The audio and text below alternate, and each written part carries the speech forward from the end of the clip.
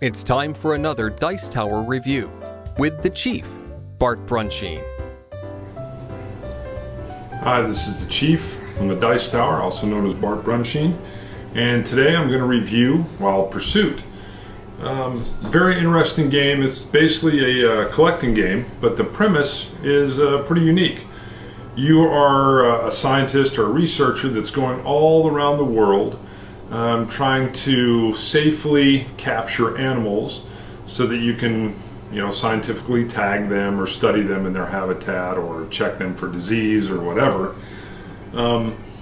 And you move around competitively trying to do that. So the board setup is very unique. Uses just sets of paper cards that have different locations on them, and you move around this almost like a racetrack, and where you land there are different types of habitats. In conjunction with that are several different sets of cards. There are the actual animal cards, so on your turn if you draw a card and it's an animal card, you look at it and simply match it to its habitat. Or if you pick up a certain type of capture device, like they have a net gun, one of them is a fishing rod in case you had a water environment. And then there are little things that will help you, like a compass. Vehicles for certain type of terrain are required. And it's just fun. You're moving around, you're trying to gather in these animals, which gives you victory points. Once you get an animal, you keep it. And you reach a certain amount of victory points, and whoever has the highest amount wins. Very fun, unique game. This comes from the Game Crafters.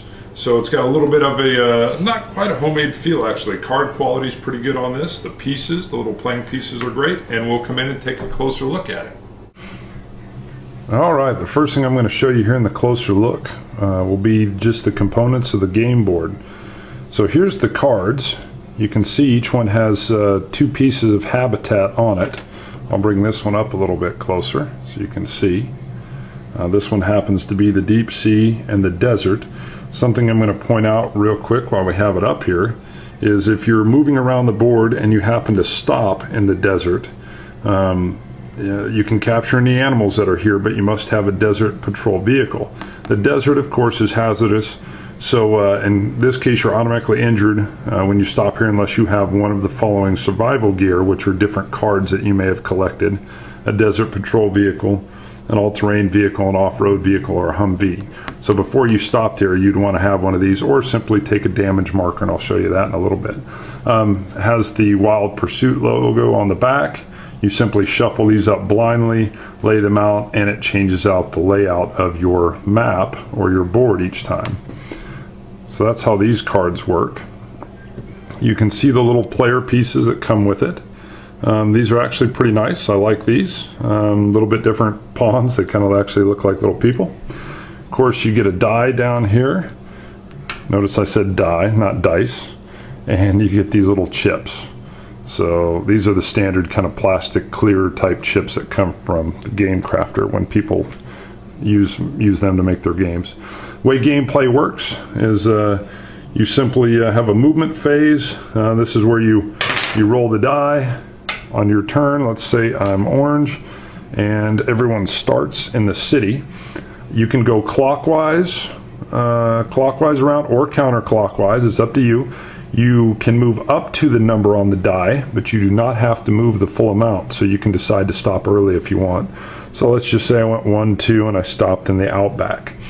Now, in the outback, there's a possibility that you could have had an animal that's from the outback. If this card had been drawn, let's say in a previous turn, if you ever draw an animal card, it actually tells you what habitat it goes to, and you simply lay that animal in that habitat. Once an animal's in a habitat, you have the option of capturing it if you're in the habitat at the same time the animal's there. Now, in order to do that, let's just take this Komodo dragon, for example. The Komodo dragon requires that you have a capture cage card in your hand already. It also requires me to have an off-road vehicle to be in the outback. So if I was going to be in the outback and I was going to capture the Komodo dragon, The Komodo dragon must be there. I must have an off-road vehicle in my hand, and I must have the proper equipment to catch the vehicle. So if I had the off-road vehicle and the cage, I could simply discard them into the center, and I would collect the Komodo dragon, which is worth 10 victory points. That would come into my hand and I can't lose it. There are certain things, like let's go over to the desert here. I'd mentioned that you can take an injury if you don't have, if you stop here and you don't have the proper safety equipment. If you ever take an injury, you simply take one of these red chips. It comes over on your side of the board. If you collect one of these, it minuses 2 off of your dice roll.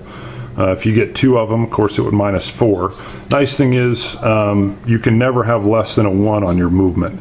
So even if I had 2 damage chips, which would technically minus 4 off of my dice roll, I would still get to move 1. When you take damage, the only way you can take these off is to return to the city habitat, where you're basically healed. If I ever take a 3rd damage token, I'm automatically moved to the city. It's as if I've passed out. My equipment that I'm holding in my hand is left on the habitat where I passed out. So I didn't get back to the city habitat. All my gear is basically lost.